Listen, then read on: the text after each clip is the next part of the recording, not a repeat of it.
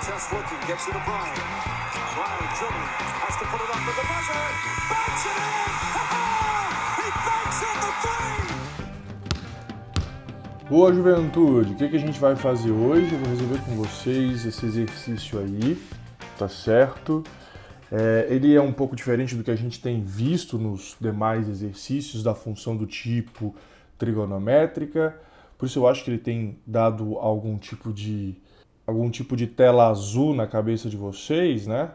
Bem, vocês vão ver que ele é bem tranquilo. Vamos ler o que ele diz. Ele diz assim, ó: o pêndulo cônico consiste em um corpo de massa m que gira em um círculo horizontal com velocidade v constante na ponta de uma corda de comprimento C. Então a gente já tem mais ou menos um desenho aqui para indicar isso. Está aqui a corda de comprimento C, o corpo com massa m, ele gira então aqui num círculo horizontal, tá certo? E ele diz o seguinte, à medida que o corpo gira, o movimento da corda descreve a superfície de um cone imaginário. Então, se vocês fizerem esse movimento, imagine esse triângulo retângulo que aqui é mostrado, e você gira em relação a esse eixo, essa corda C aqui torna-se então a geratriz do cone, ou seja, ela constrói um cone, tá certo? Nesse movimento de rotação. A gente viu isso quando a gente estava estudando cones, tá certo? Daí o nome pêndulo cônico. O tempo t em que o corpo demora para dar uma revolução completa é chamado de período e dado por essa expressão. Então é aqui que está talvez o nosso principal problema, que é compreender essa expressãozinha. Quais são os elementos dessa expressão? Então a gente tem o período, que aqui ele já dá a definição, que é o tempo necessário para uma volta, nesse caso, né? A gente estudou isso em física também, tá certo? Para dar uma revolução completa, aqui como ele fala, mas para dar uma volta, uma oscilação, enfim. 2π, bem, enfim, são valores constantes. C é o comprimento da corda que ele indicou, né, anteriormente no próprio enunciado. Temos aqui a função periódica, porque como é um movimento pendular, ele pode ser considerado como periódico, tá certo? E o G, ele vai falar que é a aceleração da gravidade. Θ é o ângulo que a corda faz com a vertical. Então, esse é o ângulo θ que a corda faz com a vertical. Ou seja, isso aqui é o eixo do nosso cone, né? Tá aqui, esse eixo do nosso cone forma 90 graus com esse círculo horizontal, tá certo? E θ está indicado aqui. Supõe o movimento de um pêndulo cônico de 2,5 de comprimento, 2,5 metros de comprimento, e considere a aceleração da gravidade igual a 10 metros por segundo. Ele também indica para a gente que a raiz de 2 vai ser aproximadamente 1,4, e só queria acrescentar aqui também nesse desenho a ideia de que o π, caso seja necessário, para a gente vai valer 3,14, tá certo? Bem, como é que a gente resolve isso aqui? Tem 3 itens. O primeiro dos itens, ele pergunta neste primeiro item uma função do período dependendo do ângulo θ. Ele quer que a gente determine qual é essa expressão, tá certo? Ela está mais ou menos pronta a partir das informações que nós possuímos aqui. Dá para a gente construir ou trabalhar algebricamente com esses valores de C e de G, para que então a gente tenha uma expressão final para este período. Tanto é que eu vou colocar aqui, ó, esse período de θ, ele vai ser igual então a 2π, que multiplica a raiz do C, que é 2,5, vezes o cosseno do θ, tudo isso dividido por 10, tá certo? Inclusive, vou reescrever aqui na frente que esse período, então, dependendo do θ, ele vai ser 2π vezes a raiz, veja, de 0,25 vezes o cosseno do θ, tá certo? Eu fiz a divisão de 2,5 por 10. Vou trazer aqui para cima.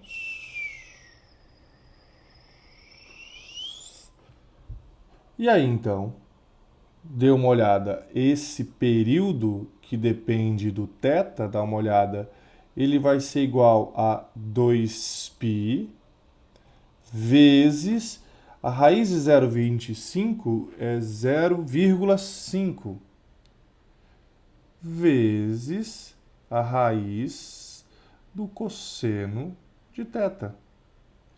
Sendo assim, fazendo a continha final, eu encontro então a minha função do período, que depende daquele ângulo θ, que vai ser igual a 2 vezes 0,5 é 1, vezes π, que multiplica o cosseno de θ.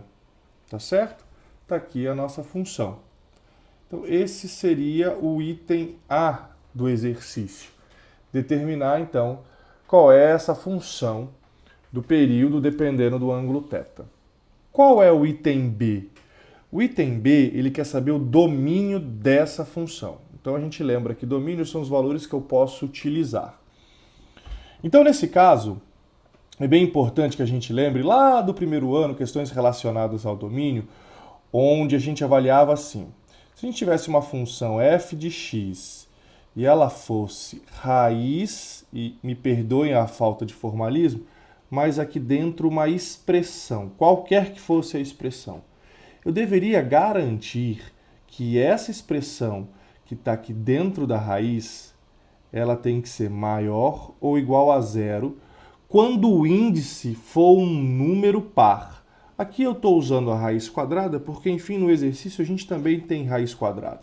Mas se fosse uma raiz quarta, sexta, assim por diante, se o índice fosse par, a gente tinha que garantir que esses valores que estão aqui dentro, eles tinham que ser maiores ou iguais a zero.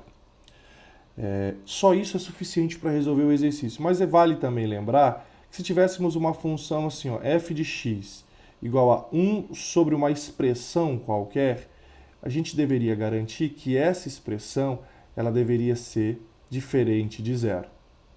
E a gente poderia juntar essas duas pensando numa função f de x que ela fosse 1 sobre a raiz de qualquer expressão. E aí a gente deveria então garantir que os valores ou que essa expressão deveria ser maior do que zero, tá certo? Porque a gente combina essas duas, aqui embaixo não pode ser zero e dentro da raiz com índice par tem que ser sempre um número positivo.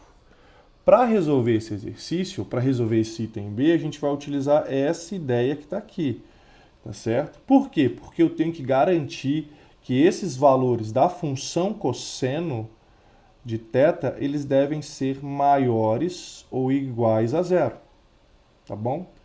Então vamos lembrar aqui, vamos fazer o seguinte, para a gente poder determinar quando que essa função é maior ou igual a zero, vamos fazer um esbocinho ligeiro aqui do nosso ciclo trigonométrico, tá bom? Tá aqui o nosso ciclo trigonométrico, rapidinho, desse jeito. Ótimo. E aí, o que é que eu vou fazer? Vamos lembrar o seguinte. O cosseno, que a gente vai representar aqui pelo eixo x, o eixo dos cossenos, tá certo? Porque aqui é onde a gente determina os valores de cosseno. Entenda que esse é o eixo x, eu estou só chamando, apelidando ele de eixo cosseno, porque aqui estão os valores de cosseno. O que eu sei?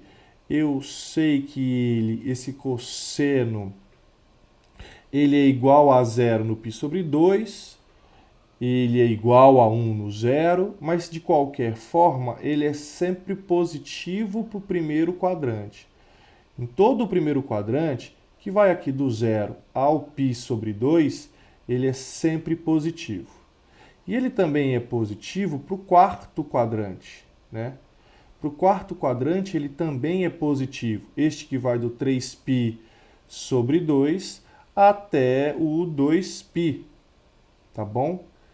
Então, jovens, eu deveria solucionar essa inequação trigonométrica da seguinte forma. A solução deveria ser o intervalo fechado que vai de 0 a π sobre 2, união com o intervalo fechado de 3π sobre 2 até 2π, tá certo? E aí eu vou fazer aberto, Acho que eu vou refazer um pouquinho mais aqui embaixo, que ficou muito tumultuado, ficou muito feio.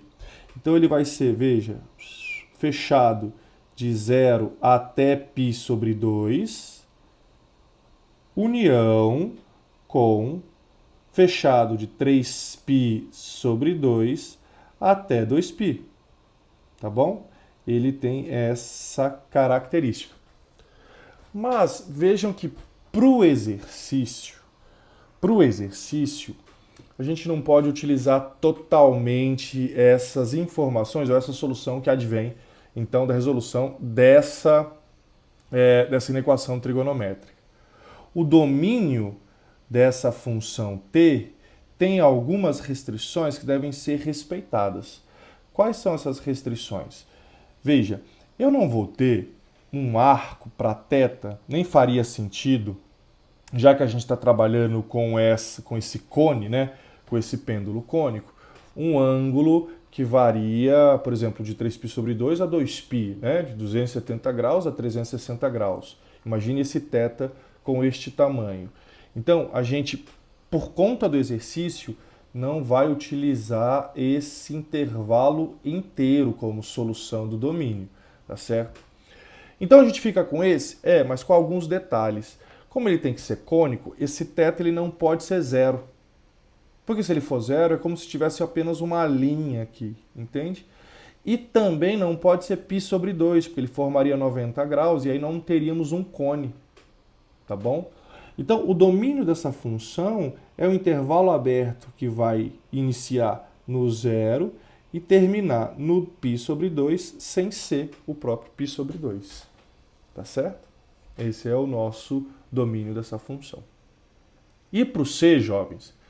Agora para o C, aí ele quer saber qual vai ser o período para quando θ for igual a 60 graus. Quando θ for igual a 60 graus, qual vai ser o período? Então vamos aqui, o que a gente vai fazer é encontrar o valor numérico da função para quando θ for igual a 60. O que a gente vai fazer? Vai substituir na expressão π vezes a raiz do cosseno de 60 graus. Então, esse período para 60 graus, ele vai ter que ser igual a π vezes a raiz de meio. Cosseno de 60, meio.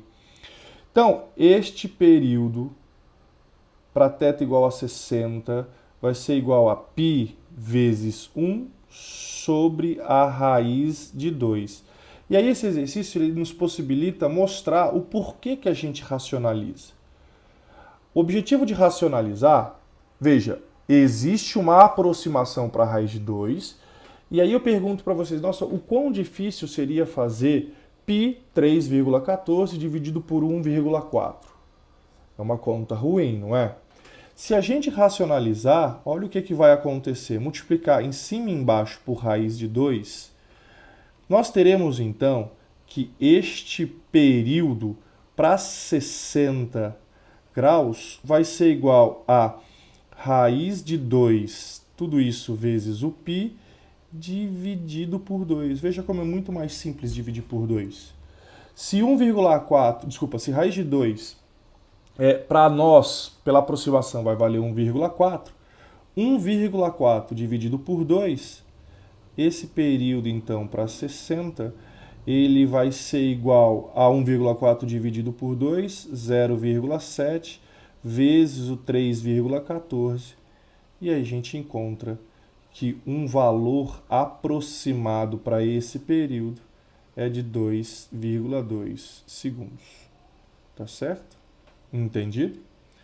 Até nos trouxe a possibilidade de avaliar a racionalização e a justificativa da racionalização. Tá certo?